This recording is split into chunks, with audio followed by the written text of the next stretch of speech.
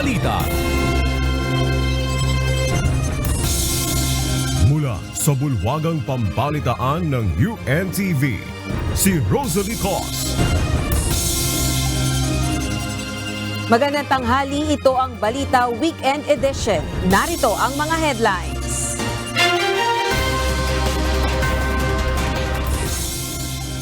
Philippine Coast Guard personnel na nag-rescue sa mga sugatang sundalo sa Ayungin incident nitong Lunes. Nakaranas din ng harassment mula sa Chinese Coast Guard at Navy. Malacanang, hindi pa handang ituring na isang armed attack ang harassment ng China sa Ayungin Shoal. Kauna-unahang kaso ng Q fever sa Pilipinas, kinumpirma ng Department of Agriculture. Pag-aangkat ng kambing mula sa Estados Unidos, ipinagbawal muna. At AFP, PNP, BFP at COMELEC magtutuo sa semifinals ng UNTV Volleyball League Season 2. Una sa ating mga balita. Hindi nakaligtas sa harassment ng mga Chinese kahit ang mga rescuer na sumagip sa mga sugatang sundalo matapos ang insidente sa Ayungin Shoal nitong nakaraang Lunes. Pagbubunyag ni Philippine Coast Guard spokesperson for the West Philippine Sea, CG Commodore J. Tariela, ginitgit at hinaras ng China Coast Guard at ng People's Liberation Army Navy ang mga tauhan ng PCG na nagsasagawa ng rescue operations. Despite of our coordinating efforts to the Chinese Coast Guard to retrieve the injured AFP personnel, we were still subjected to dangerous maneuver and harassment from the Chinese Coast Guard, and not just the Chinese Coast Guard. We were also harassed by PLA Navy vessels like the Hubei class missile boats. Ayon pa kay Tariela, inabot sila ng 12 oras para makuha ang mga sugatang sundalo sa BRP Sierra Madre. 2 barko ng PCG, ang BRP Cabra at BRP Bagakay ang sumaklolo sa mga sugatang sundalo na kinuyog at ninakawan ng mga Chinese. Nauna nang tinawag ni Philippine Navy spokesperson Commodore Roy Vincent Trinidad na pamimirata ang ginawa ng mga Chinese na anya ay mga asal barbaro. Naniniwala ang isang eksperto na maituturing na armed attacks sa ilalim ng Mutual Defense Treaty ng US at Pilipinas ang pinakabagong harassment na ginawa ng Chinese Coast Guard sa mga Pilipinong sundalo sa Ayungin Shoal noong June 17. Ayon sa maritime law expert na si Professor J. Batong Bakal, masyadong marahas ang ginawang aksyon ng China Coast Guard kung saan gumamit pa ang mga ito ng mga armas gaya ng kutsilyo, sibat at palakol laban sa tropa ng Pilipinas. Paliwanag pa nito na kadikit na sa BRP Sierra Madre ang mga barko ng Pilipinas nang puwersahan itong harangin ng China Coast Guard. At dahil naval post ang BRP Sierra Madre, mayroon na anya itong immunity. Gayun din ang mga bangkang didikit dito. Kaya't hindi anya tama na ito ay harangin, sampahan at kunan ng gamit gaya ng ginawa ng China Coast Guard kung saan isang Pilipinong sundalo pa ang naputulan ng hilalaki sa kamay. Ayon kay Professor Batong Bakal, pwedeng gamitin ang mga ito na batayan para masabing armed attack ang pangyayari. Kaya naman kailangan na anyang kumilos ng Pilipinas at Amerika sa ilalim ng umiiral na Mutual Defense Treaty. Gayunman, nilinaw ng eksperto na hindi ito maituturing na gyera dahil pwede itong resolbahin sa pamamagitan ng economic, diplomatic at political approach. Nag-convene ang National Maritime Council sa Malacanang kahapon ukol sa panibagong insidente ng harassment ng China sa Ayungin Shoal. Ilang rekomendasyon ang inihain o ang ihain ng Council kay Pangulong Ferdinand Marcos Jr. ukol sa sitwasyon sa West Philippine Sea. Ito ang balita ni Nel Mariboho.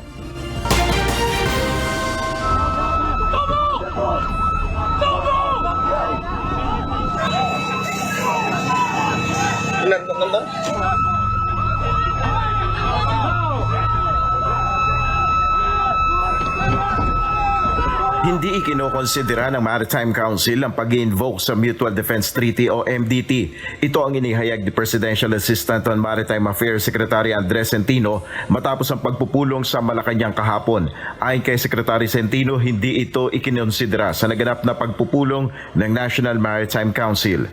That has not been your question about the invocation of the Mutual Defense Treaty. It has not been considered in our discussions.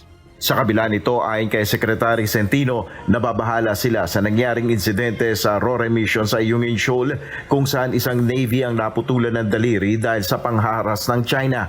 Ayon naman kay Executive Secretary Lucas Bersamin, hindi pa sila handa na ikonsidera o ituring ang panibagong insidente na ito bilang armed attack. You know, this was probably a misunderstanding or an accident. We are not yet ready to classify this as an armed attack. I don't know kung yung mga nakita namin is mga bolo, axe, nothing beyond that. Ilang rekomendasyon ang iahain ng Maritime Council kay Pangulong Ferdinand Marcos Jr. kabilang narito ang pagsasapubliko ng schedule ng resupply mission sa West Philippine Sea. We just don't know that if the reason for this is there was no prior knowledge on the part of China that we were resupplying. They knew that we had to resupply, that we were resupplying. It's just a normal, routinary matter. So, in the best interest of all parties, I think it was a wise decision for the President to accept our recommendation to publicize the schedule for activities without giving up anything. Wala namang masama doon. Nel Maribuho, UNTV News and Rescue, Diyos ang aming sandigan, serbisyo publiko ang aming pinahalagahan. Wala umanong balak na umalis ng bansa si suspended Bamban Tarlac Mayor Alice Guo ngayong may kinakaharap na itong formal na reklamo sa Department of Justice dahil sa sinasabing papel nito sa operasyon ng iligal na pogo sa kanilang bayan. Ayon sa abogado nito, wala naman kasi itong ibang pupuntahan. Ito ang balita ni Dante Amento. Matapos sampahan ng reklamong qualified human trafficking sa Department of Justice o DOJ kahapon si suspended Bamban Tarlac Mayor Alice Guo at 13 iba pa. Sinabi ng DOJ na maglalabas sila ng Immigration Lookout Bulletin Order o ILBO para mamonitor kung sakaling lalabas ng bansa ang suspendidong alkalde. Pero ayon sa abogado ni Guo na si Attorney Stephen David, hindi aalis ng bansa ang opisyal at haharapin ito ang reklamo. Bagamat karapatan naman anya ng DOJ na humingi ng Immigration Lookout Bulletin Order. Kung gusto niya umalis noon pa, wala naman siyang balak umalis. Saan naman siya pupunta? Hindi naman kailangan, hindi naman necessary. Sa amin, at least, siyempre precaution ng DOJ yan. Kung ako rin ng DOJ, gagawin ko yun. Dagdag pa ni Attorney David, ngayong naisampa na ang reklamo laban sa kanyang kliyente, ay itigil na sana ang anyay trial by publicity sa kaso. With the filing of this case in the DOJ, with the DOJ, matigil na yung trial by publicity kasi para makausad na tayo sa due process natin. Sana, pakiusap lang, huwag na tayo mag-trial by publicity. Ang hirap kasi kalaban yung internet justice. Naniniwala naman ang DOJ na may sapat na ebidensyang kaugnay sa reklamo kay Guo. Hindi lang ito isang piece of evidence, ngunit multiple pieces of evidence to na pwede magsama-sama at makonsider na circumstantial evidence upang may pakita na may probable cause upang ma-charge sila. Pero tiniyak ng kagawaran na bibigyan ng due process ang alkalde at mga kapwa-respondent nito. Dante Amento, UNTV, News and Rescue. Diyos ang aming sandigan, serbisyo publiko, ang aming pinahahalagahan. Pumarap na sa committee hearing ng sangguniang panlalawigan ng umano'y Human Resource Officer at presidente ng illegal na Pogo Company sa Porac, Pampanga. Isang Chinese national ang itinuro nito na umano'y big boss ng illegal na Pogo Hub. Ito ang balita ni Nestor Torres. Acquaintance lang po, wala na pong iba. So, kung maano nyo po, ang mga Chinese kasi, kahit hindi sila ganong kakilala, so, easy sa kanila na maging close. Humarap na sa committee hearing ng Sangguniang Panlalawigan ng Pampanga ang 32 anyos na si Stephanie Mascareñas. Ayon sa kanya, naging HR officer at presidente siya noon ng kumpanyang Dragon Wealth na naging Whirlwind Corporation bago pa ito maging Lucky South 99 na nagpapatakbo ng niraid na Pogo Hub sa Porac, Pampanga. June 2019 hanggang December 2019 nang siya ay nagtrabaho doon nang ipasok siya ng kanyang ex-boyfriend na Chinese. Doon ipinakilala sa kanya ng ex-boyfriend ang tinatawag na Big Boss na nagmamay-ari umano ng Pogo. Kada buwan ay sinasahuran umano siya ng 50,000 pesos bilang tagalakad ng SSS, PhilHealth at pag-ibig ng mga Pilipino worker. Pero nang maghiwalay sila ng kanyang ex-boyfriend ay umalis na rin siya sa trabaho. Sa itsura lang po, pero syempre matagal na yun. Hindi ko po alam ito ng pangalan niya, especially parang mga nicknames lang, boss, yun lang. Hindi ko po alam ito ng pangalan niya. Yung ex ko po, na hindi ko rin alam ito ng pangalan kasi they go by nickname, alias. Itinanggi nito na nag-invest siya ng 9 million pesos sa Lucky South 99 gaming operation. Anya, umalis na siya sa kumpanya noong pang 2019. Pero ang pinagtataka niya, ginagamit pa rin ang kanyang pangalan bilang signatory president ng kumpanya. I just want to clear out lang po ha, kasi since wala po siya sa nung tinayo po yung yung Royal or yung itong building na 43, 46 building, I mean, wala na po ako. So, kasi like I said po, from June to December 2019, and natayo po ito is onwards na.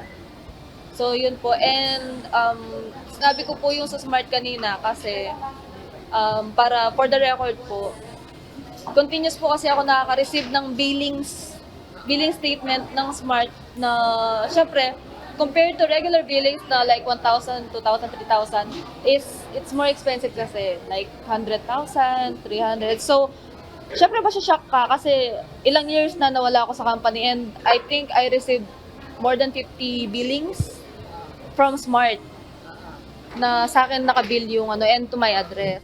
Samantala, para naman kay Vice Governor Lilia Pineda, mali na hindi man lang na-inspeksyon o napasok ng Philippine Amusement Gaming Corporation o PAGCOR at ng Municipal Government ng Porac ang Lucky South 99. Dapat anya ay nagtaka na sila, lalo't 2 building lang ang inaplayan sa kanila.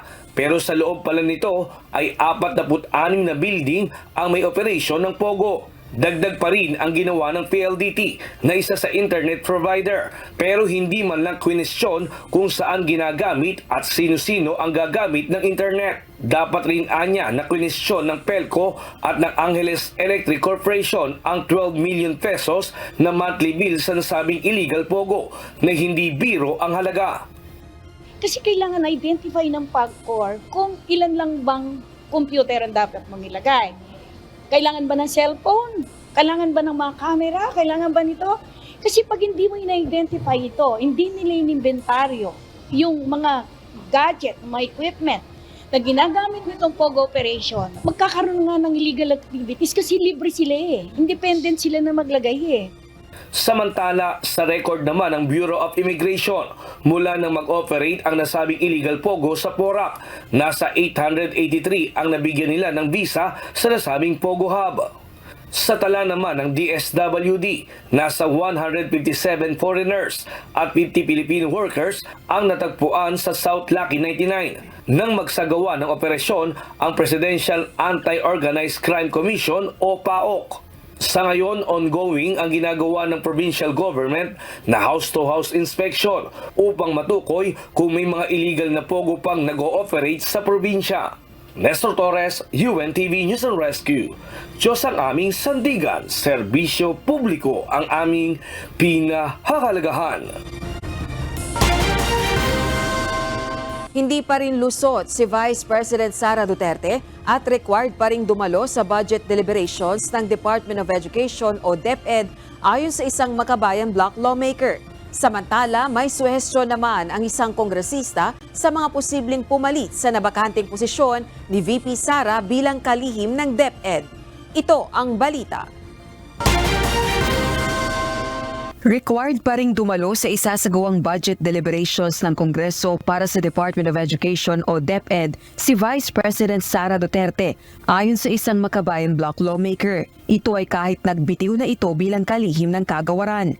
Ayon kay House Assistant Minority Leader at Gabriela Women's Party List Representative Arlene Brosas, hindi pa lusot ang Vice Presidente dahil kailangang busisiin ang anyay bagsak na performance ng Department of Education at tumitinding krisis sa edukasyon sa ilalim ng kanyang panunungkulan. Samantala, para naman sa kilalang kaalyado ng pamilya Duterte na si Davao del Norte 1st District Representative Pantaleon Alvarez, maaaring maging representasyon ng genuine opposition si VP Duterte matapos tuluyang umalis sa gabinete ni Pangulong Ferdinand Marcos Jr. Kung nanaisin ito, maaari anyang magsilbing taga-check and balance ang Vice Presidente laban sa mga pagkukulang at overextensions ng Marcos administration. Kapwa naman kwestiyon ng Liberal Party at ng Makabayan Bloc ang pinalulutang ng Duterte camp na maaaring maging opposition leader si VP Duterte. Samantala, dalawang pangalan naman ang pinalutang ni Albay 2nd District Representative Joey Salceda, House Ways and Means Chairperson, upang humalili sa nabakanting posisyon ng DepEd Secretary. Ito'y sina Commission on Higher Education Secretary Prospero Popoy de Vera at Senior HIA Foundation Chief Executive Officer Milwida Nene Guevara. Ayon sa kongresista, malaki ang naiambag ng dalawa sa sektor ng edukasyon. Giit ng mambabatas, masyadong mahalaga ang posisyon upang mabakante sa matagal na panahon. Rosa Licos, UNTV News and Rescue. Diyos ang aming sandigan, serbisyo publiko ang aming pinahahalagahan.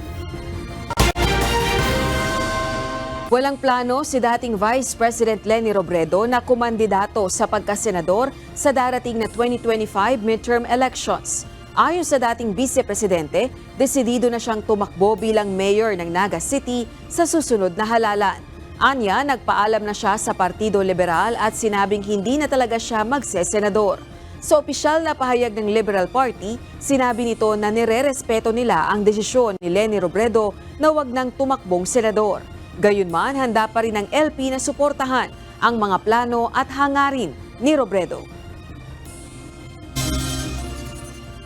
Nakapagtala na ang Pilipinas ng kauna-unahang kaso ng Q fever sa Santa Cruz, Marinduque. Ayon sa Department of Agriculture, pansamantala muna nilang ipagbabawal ang pag-aangkat ng kambing mula sa Estados Unidos upang maiwasan ang pagkalat ng nakahawang sakit. Ito ang balita ni Harry Ilagan. The Bureau of Animal Industry is actively addressing reported cases of Q fever. Q fever is a widespread zoonotic disease caused by the bacteria Coxiella burnetii. Kinumpirma ng Department of Agriculture at Bureau of Animal Industry na nakapagtala na ang Pilipinas ng kauna-unahang kaso ng Q fever na mula sa Santa Cruz, Marinduque. Ayon kay Dr. Christian Daquigan ng National Veterinary Quarantine Services Division ng Bureau of Animal Industry, nakakahawa ito sa mga baka, tupa at kambing kung hindi maaagapan.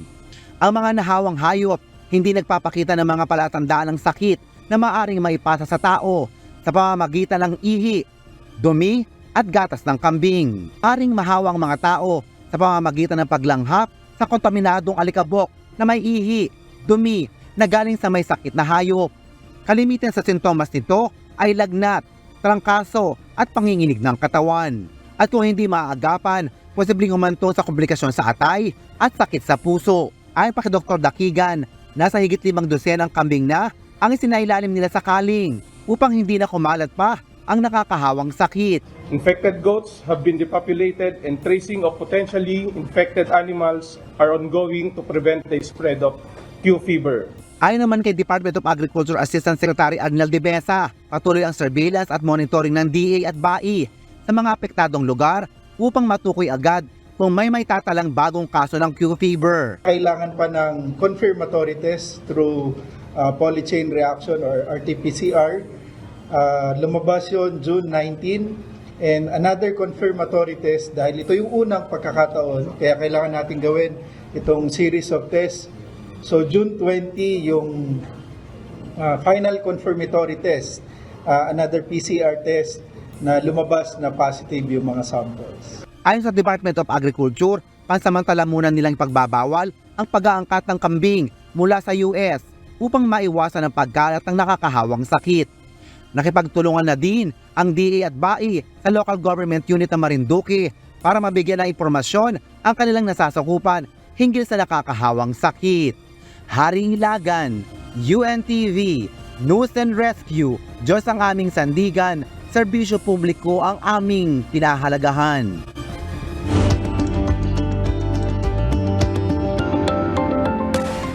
Ayon sa pag-aaral, maraming risk factors kaya nagkakaroon ng low back pain ang tao. At isa na rito ay ang pagkakaroon ng depresyon. Ito ang balita ni Kichi Cipriano.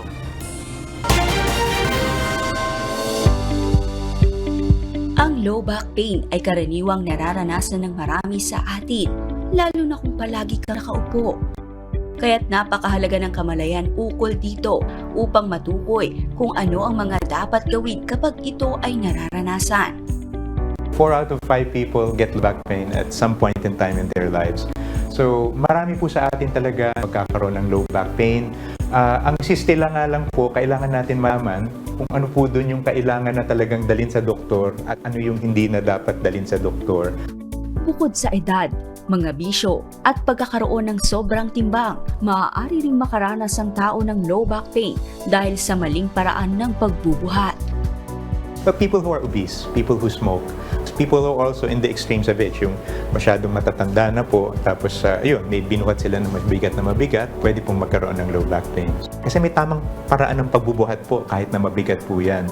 Okay, so you have to keep it close to your spine. Okay, and you have to make sure that you lift using your leg muscles and not your back muscles. Samantala, ang mga taong walang masyadong physical activities o sedentary lifestyle at maging ang labis na pag-eehersisyo ay maaari ring makadagdag sa dahilan ng pagkakaroon ng low back pain. Yung mga inactive, yung hindi masyadong nag-exercise, at on the other hand, yung sobra din naman yung exercise. To the point na mali na yung biomechanics nila. Yung gumagawa na lang sila ng mga exercises o mga gawain sa kanilang mga sport na hindi nila ginagawa ng tama. At nagiging pang-araw-araw na nila nagawain. So, nagiging problema po yun. So, mostly, it falls into this category of people. Yung kulang ginagawa at yung sobra-sobra naman ang ginagawa. Dagdag pa ni Dr. Franklin Domingo, ayon sa pag-aaral, mayroong kaugnayan ng depresyon kaya't nakakaramdam ang tao ng matinding sakit sa likuran at mas naaapektuhan nito ang kalusugan. So, it's a big problem kasi syempre, pag ikaw, masyado ka ng masakit ang likod mo, matindi na yung low back pain, may chance na baka maging depressed naman yun or maging anxious, di ba? Pero yung ganun din naman, di ba? Yung mga anxious masyado, nagkaka-low back pain gawa ng hindi na sila masyado nag-exercise, number one. So humihina na yung back nila. Tapos baka hindi rin tama yung kain nila. They might be overeating or undereating, di ba? So not good for the back. Lalo na kung masyado na po silang mataba, di ba? Kasi dinadala po yung load na yun ng likod nila, di ba? Alright? At lalo na kung hindi sila natutulog ng tama. No, kailangan alalahanin din po natin. Importante din po yung sleep.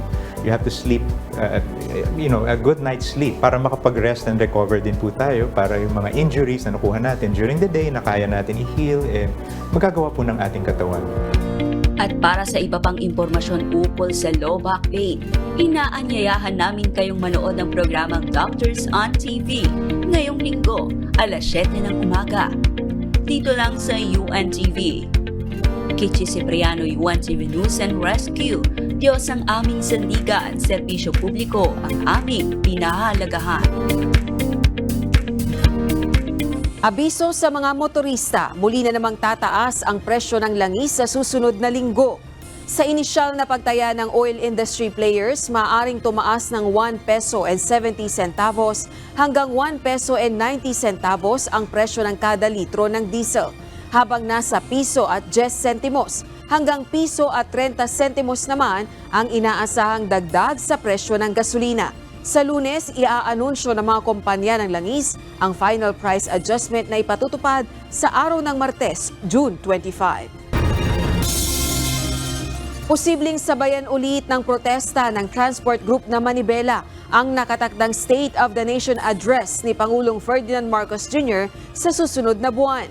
Ayon sa grupo, patuloy nilang ipapanawagan sa Pangulo ang pagrepaso sa Public Utility Vehicle Modernization Program o PUVMP. Ito ang balita ni JP Nunez. Hindi titigil ang transport group na manibela na iparating sa gobyerno ang kanilang hinaing laban sa Public Utility Vehicle Modernization Program o PUVMP. Kahapon, June 21, muling nagsagawa ng protesta ang grupo sa harapan ng Senado upang ipakita ang bilang ng mga tsuper na umano'y mawawala ng hanap buhay dahil sa jeepney phase-out. Patuloy pa rin nilang panawagan na ibalik ang 5 taong bisa ng prangkisa. Tutol din sila sa naging deadline ng franchise consolidation na tila naging sapilitan. At ayon sa Manibela, posibleng sabayan nilang muli ng protesta ang ikatlong State of the Nation address ni Pangulong Ferdinand Marcos Jr. sa susunod na buwan. Baka, hindi natin alam. Baka pwede na mananawagan ulit tayo, magpoprotesta para ipanawagan na mahal na Pangulo, mali yung binibigay sa datos. Samantala ayon sa ilang senador, dapat ay suportahan ang local manufacturing ng mga modern jeepney. Ito'y kaugnay ng naging implementasyon ng PUVMP kung saan naging imported na mga minibus ang ipinalit sa mga iconic na tradisyonal na jeep. Kukonsultahin yung mga manufacturer ng bus, jeep yung pinag-uusapan at imported pa. At parang nabastos pa po yung mga local manufacturers natin. Malaki pong may tulong to sa ating ekonomiya pag suportahan po natin yung local manufacturers natin. Si Senator JV Ejercito naniniwala din na kapag dito sa Pilipinas ginawa ang mga unit ng modern jeep, magiging mas mababa ang presyo nito kumpara sa imported na umaabot ng halos 3 milyong piso. Gusto natin buhayin yung local, supportahan yung local manufacturers para magkaroon ng employment. So hanggang magkano kaya na yung abot kaya ng ating mga operators? Yung first 1,000 units, committed po ako doon. Bibigay ko na 985,000 pesos. Yung lumampas po ay 1,997,000. Pero ito po ay full electric na. Ayon sa Francisco Motors at Sarao Motors, kaya namang mag-produce ng jeep dito sa Pilipinas. Gayunman, ang mga makina ay kailangang i-import mula sa ibang bansa. Walang manufacturer dito ng makina. Wala. We outsource them from Japan. So yung sa inyo body chassis. Chassis.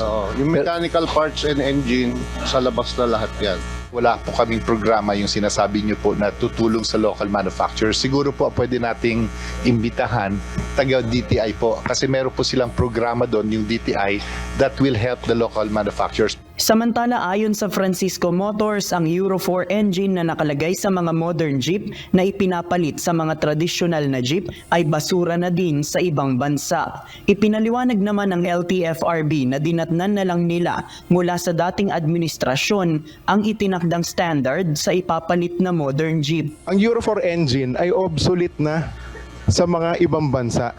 Pumunta ka ng China, pumunta ka ng Japan, maski saan, wala nang gumagamit ng Euro 4 engine. Yung Euro 4 engine itinatapon dito sa atin sa Pilipinas dahil basura yon sa kanila. When we assumed this position, this was the standard set by the Department of Environment and Natural Resources. So we merely adopted the standard set by the DNR nung pinatupad po namin itong proyekto. JP Nunez, UNTV, News and Rescue. Diyos ang aming sandigan, serbisyo publiko ang aming pinahahalagahan. Tiniyak ng Metropolitan Water Works and Sewerage System sa publiko na nakabantayang ahensya para sa maayos na serbisyo ng 2 water concessionaires. Ito ay matapos makitaan ng mababang kalidad ng tubig ang Maynilad sa ilang lugar noong nakaraang taon. Ito ang balita ni Asher Cadapan Jr. They are reminded to make sure that they are providing the proper services to their customers because water is life.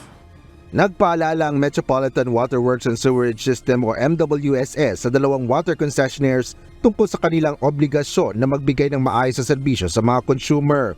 Kasabay ito ng desisyon ng water regulator na pagmultahin ng Maynila dahil sa insidente ng mababang kalidad ng tubig.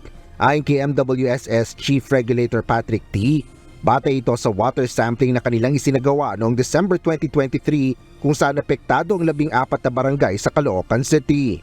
During one of our routine sampling, we discovered that the total coliform levels in some areas in Caloocan exceeded the limits under the Philippine National Standard for Drinking Water. Paliwanag naman ng Maynilad, bunsod ito ng pagpasok ng dumi kapag bababa ang pressure sa mga tubo o linya ng tubig. May mga incidents lang din po talaga na minsan dahil nga po nagkakaroon tayo ng mga maintenance works na dedicated din para i-improve yung system. May mga ganito po tayong na-experience na mga insidente ng coliform intrusion. Gayunman, kinumpirma ng MWSS na naisa-ayos na rin ng Maynilad ang mga apektadong linya ng tubig. Ngunit lumagpas ito sa 3 araw na pataan na itinakda ng regulator sa water concessionaire. Bunsod nito, pinatawa ng MWSS ang Maynilad ng kaukulang multa sa pamamagitan ng rebates o pagbibigay ng diskwento sa mga apektadong customer. If it's beyond the Philippines National Standard for Drinking Water, I will not risk their help. So because of this, the MWSS RO decided to impose financial penalties on Maynilad for this Caloocan incident and for this amount to be rebated to the consumers affected. Bukod dito, makatatanggap din ng rebate ang ilang customer ng Maynilad sa bahagi ng Imus City, Cavite na apektado rin ng mababang kalidad ng tubig. Nakatakdang i-anunsyo ng MWSS ang detalye ng rebate sa mga lungsod ng Caloocan at Imus sa susunod na linggo. Nanawagan naman ang Regulatory Office sa publiko na agad ring ipaalam sa kanila ang anumang hindi maayos sa serbisyo ng mga water concessionaire para sa karampatang aksyon. My message to the public is that the MWSS Regulatory Office is here to protect their interest. We are here to make sure that the 2 concessionaires will be providing the proper services to them. And if not, we are here also to wield the stick, so to speak. Asher Cadapan Jr., UNTV News and Rescue. Diyos ang aming sandigan, serbisyo publiko ang aming pinahalagahan. Pinauwi na ang mahigit 2,000 residente mula sa iba't ibang barangay ng La Castellana na inilikas matapos ang pagputok ng Bulkang Canlaon noong June 3. Ang naturang pag-uwi ng mga evacuee ay batay sa patnugot ni Municipality Mayor Alme Romila Nicor Mangilimutan sa pakikipag-ugnayan sa Municipal at Department of Social Welfare and Social Welfare and Development at iba pang concerned agencies. Sa kasalukuyan, 5 pamilya o 17 individual na lang ang natitira sa evacuation centers ng mga residente ng Biak na Bato, isang barangay na nasa 4-kilometer radius permanent danger zone.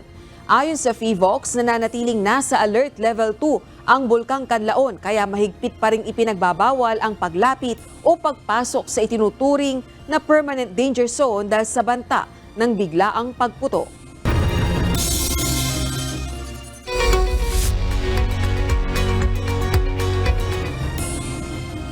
Nagpahayag ng pagkabahala si United Nations Secretary General Antonio Guterres sa umiigting na tensyon sa pagitan ng Israel at Hezbollah ng Lebanon. Anya, ginagawa ng United Nations peacekeepers ang lahat upang kalmahin ang sitwasyon at maiwasan ang miskalkulasyon. Patuloy sa pagpapakawala ng rockets ang Iran-backed Hezbollah laban sa Israel bilang pagsuporta sa kaalyadong Hamas simula nang sumiklab ang gyera sa Gaza. One rash move, one miscalculation could trigger a catastrophe that goes far beyond the border and frankly beyond imagination. Let's be clear. The people of the region and the people of the world cannot afford Lebanon to become another Gaza.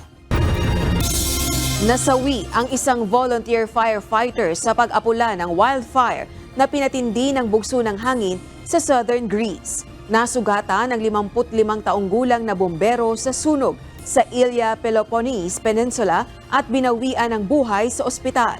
Batay sa fire brigade, nasa 45 wildfires ang sumiklab sa rehiyon.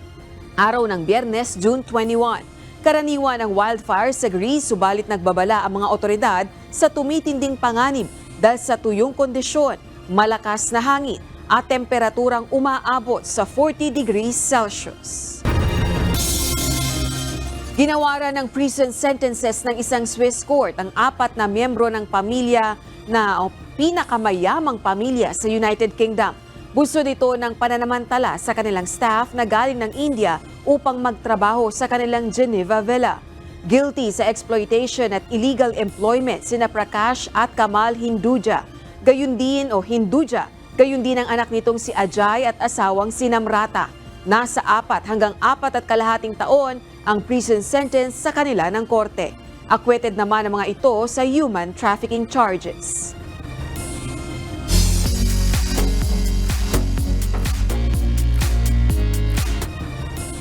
Sa pagdiriwang ng ika-10 taon ng pamamayagpag ng FM station on wheels, Wish 107.5 sa radyo at maging sa online world sa pamamagitan ng musika at kawang-gawa. Iba't ibang exciting events ang inihanda ng istasyon para makapagbigay saya at inspirasyon sa mga wisher na walang sawang sumusuporta mula sa simula. Ito ang balita ni Gladys Towabi.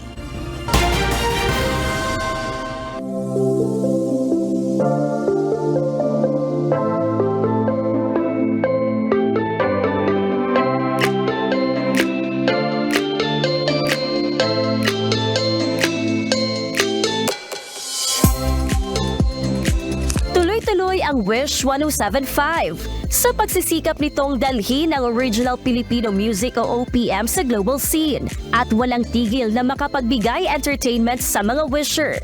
Kaya sa pagdiriwang ng ika-10 anibersaryo ng nag-iisang FM station on wheels na Wish 107.5, iba't ibang exciting events at aktibidad ang handog ng estasyon.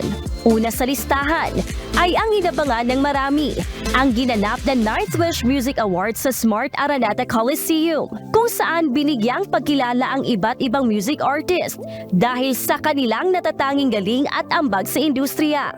Humakot pa nga ng parangal ang SB19 at si Flo G.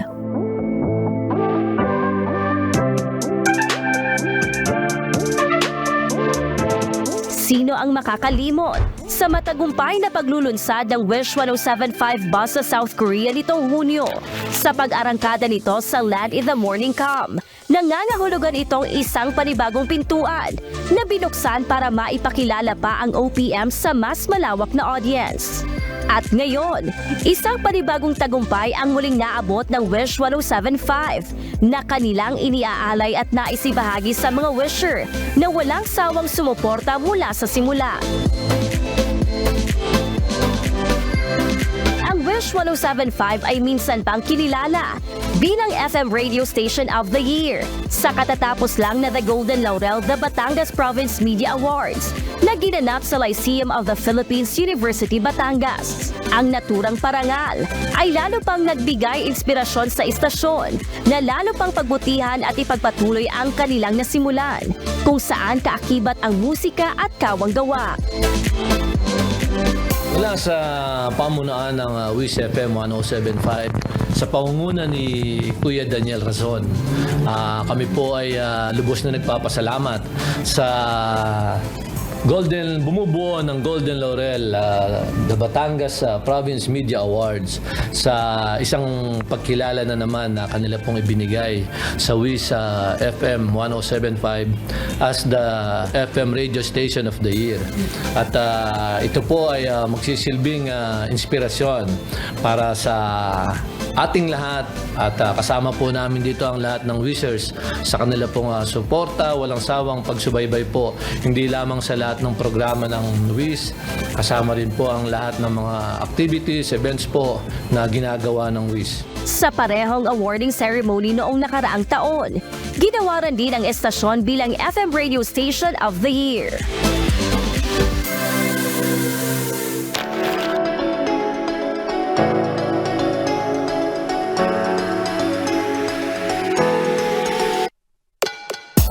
But wait, there's more! Ayaw mong ma-miss ang 13th installment ng Wish Date na pinamagatang Send My Love na mapapanood ng live sa Smart Araneta Coliseum ngayong June 30. Ang panibagong storya na ito ay inihahanda ng Wish 107.5 at KDR Music House na nagpapakita ng realities of life. Bukod sa kwento ng short film, kaabang-abang din ang mas magandang lineup ng OPM songs at production number. pagdiriwang ng ika-10 anibersaryo ng Wish 107.5 ngayong Agosto. Asahan na ipagpapatuloy ng estasyon ang kanilang pagsuporta sa OPM at ang layuning dalhin ng OPM sa global scene. Mananatiling instrumento ang Wish 107.5 para bigyang pag-asa ang mga local artists na nagsisimula pa lamang sa industriya. Ganon din ang pagbibigay saya at inspirasyon sa bawat individual na naaabot ng istasyon sa pamamagitan ng musika at kawang-gawa. Gladys Tuwabi, UNTV News and Rescue. Diyos ang aming sandigan, serbisyo publiko ang aming pinahahalagahan.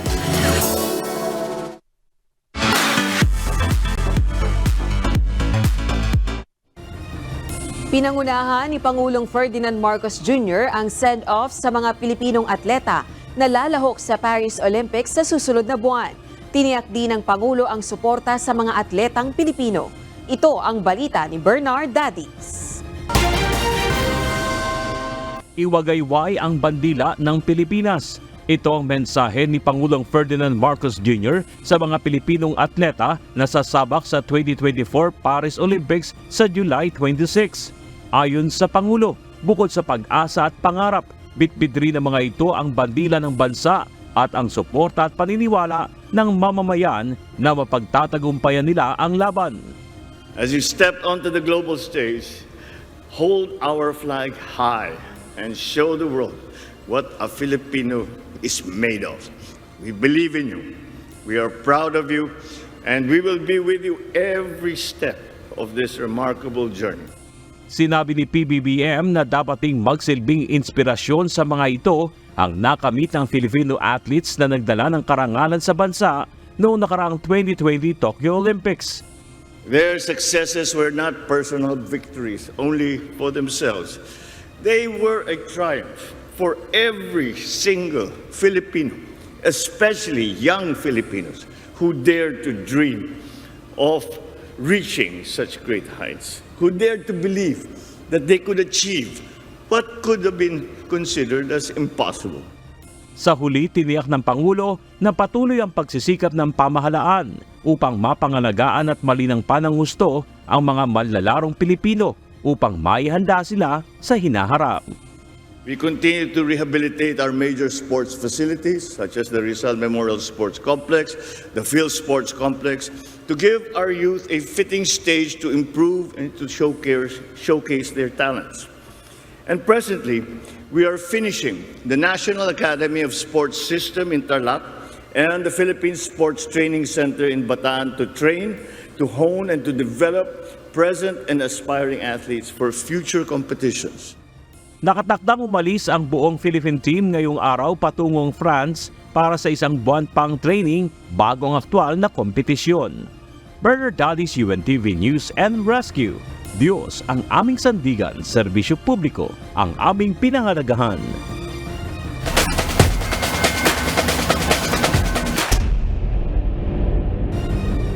Kompleto na ang mga kopona na magtutuo sa semifinals ng UNTV Volleyball League Season 2. Kilalanin ang 4 na team na maglalaban sa Best of 3 Series. Ito ang balita ni Harry Ilagan.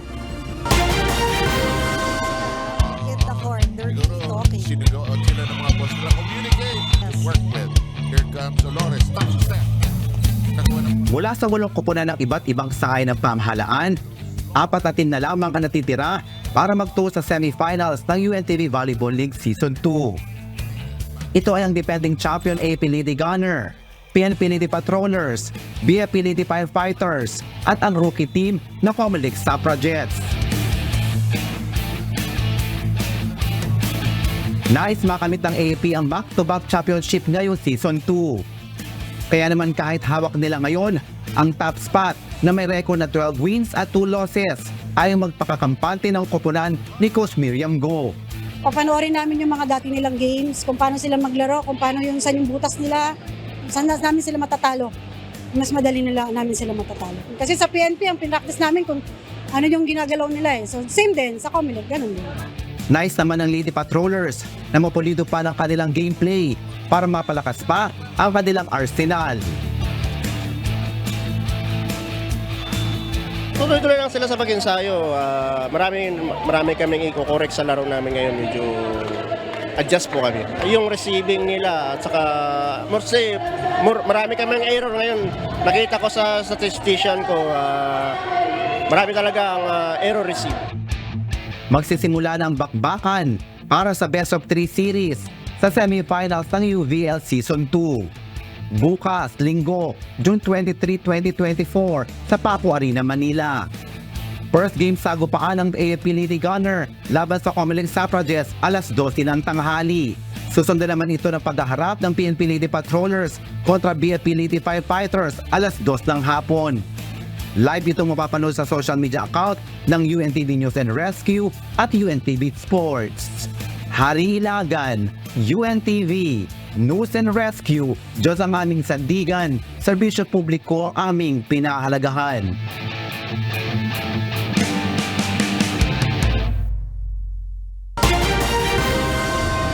Balikan naman natin ang malaking balita sa nakalipas na linggo. Ito ang Balita Weekend Refresh.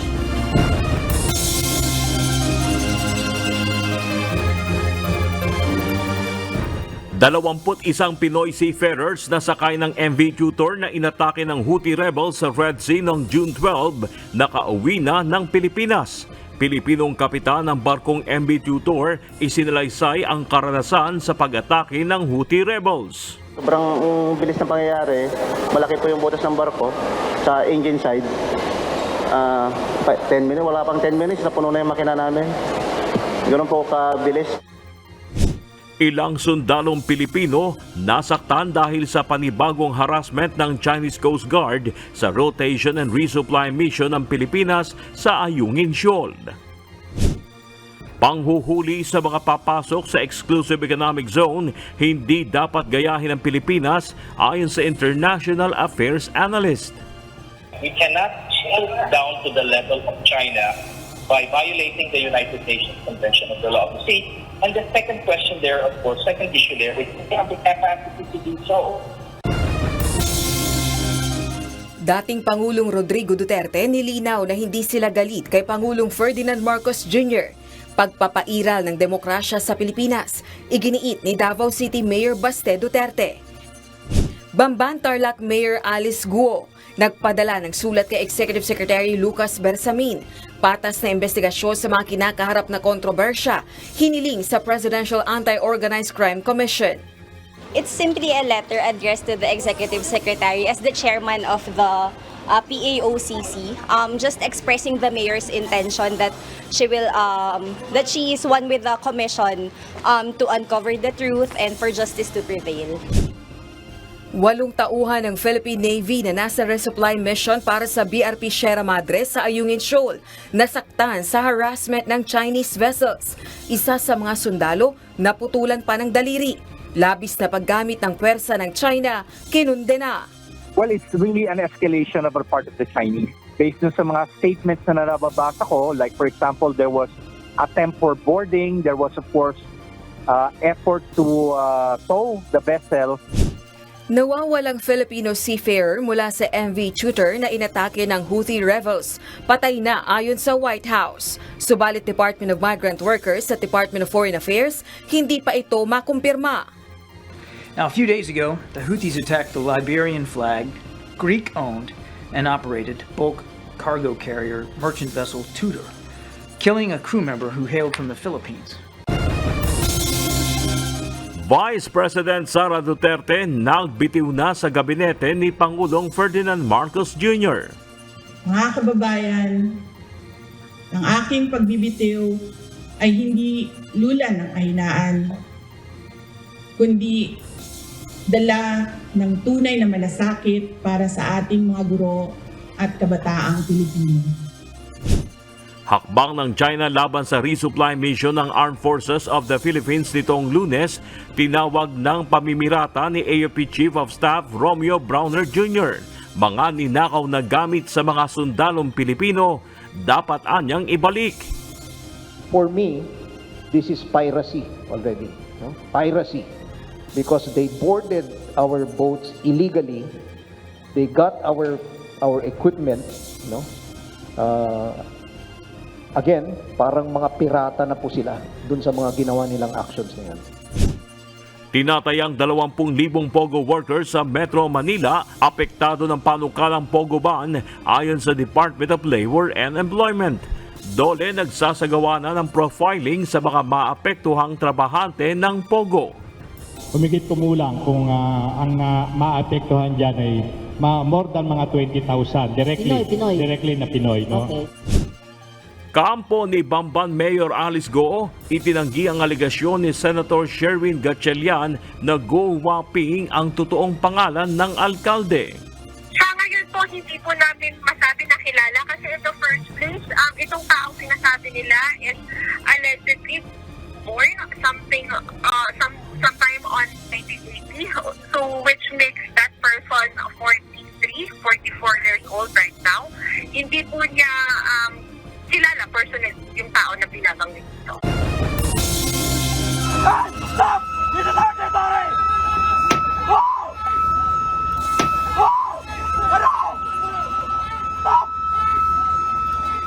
China, binubuyo talaga ang Pilipinas na unang magpaputok sa West Philippine Sea ayon sa Philippine Navy. We should never get into a shooting war.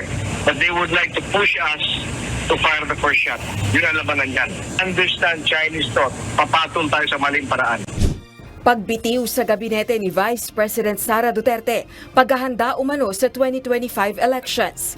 Pagbabansag kay VP Sara bilang bagong opposition leader, tinutulan ng Liberal Party. Kung ngayon hindi na po siya kabahagi ng official family ni Marcos, titingalain na po siya bilang opposition ng leader. Hindi ka panipaniwala at hindi ka tanggap-tanggap. Incompatible ang amin na ideological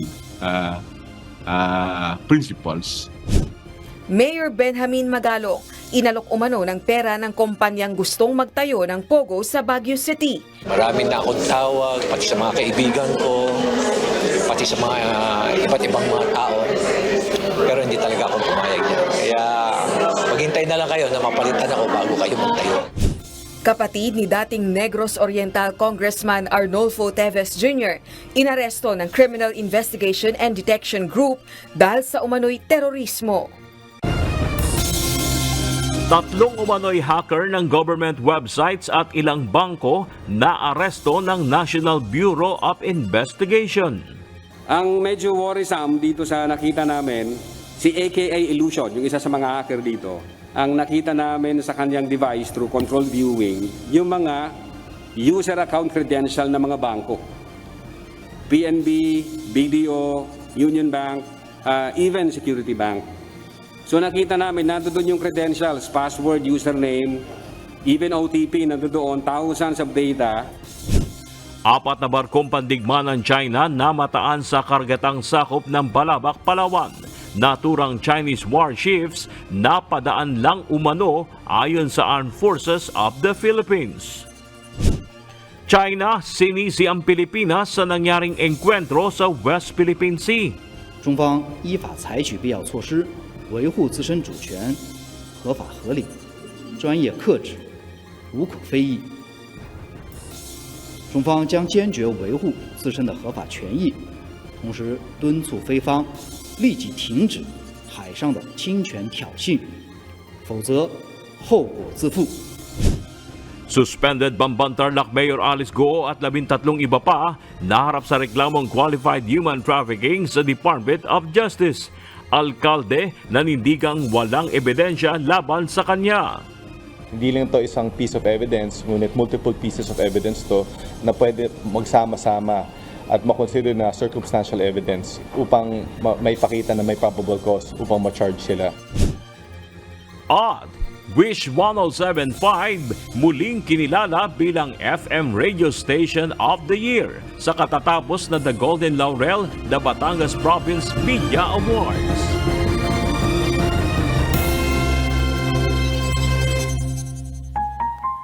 At sa salita ng Diyos na ating sandigan mula sa aklat ng Efeso 5:2 na nagsasabi, "At magsilakad kayo sa pag-ibig, gaya rin naman ang pag-ibig ni Kristo sa inyo, at ibinigay dahil sa atin ang kanyang sarili na hain at handog sa Diyos upang maging samyo ng masarap na amoy."